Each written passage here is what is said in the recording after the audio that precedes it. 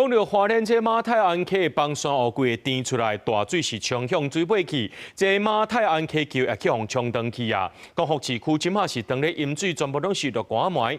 这中央灾害应变中心的指挥官，也就是内政部长刘世峰就表示，目前灾情呢有71个人掉咧，2个人失去联络，有请相关单位派人和机构准备救援。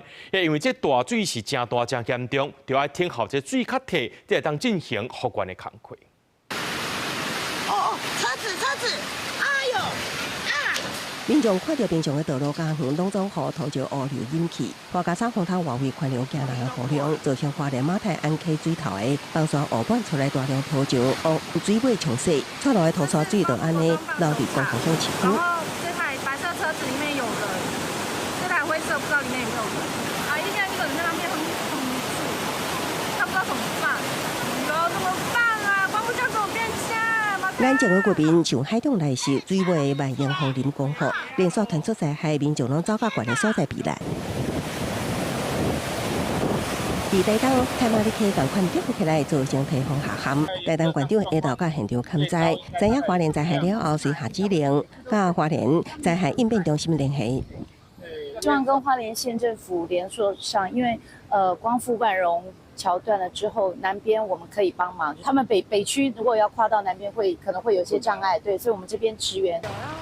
台东消防局紧急派出最小专职队，总计21名警官4架救援船，赶去花莲援助。内政部长刘世峰也请相关单位准备人力甲技术，强调今麦人命保全上重要。我们刚刚有确认过哈，这个地方的基地台它的运作是正常的，所以有求救的部分到目前为止，我们知道就是71人受困，那2人失联。从议题出来的水啊，不是像我们所说的干干净净的水，它是水加上土加上沙。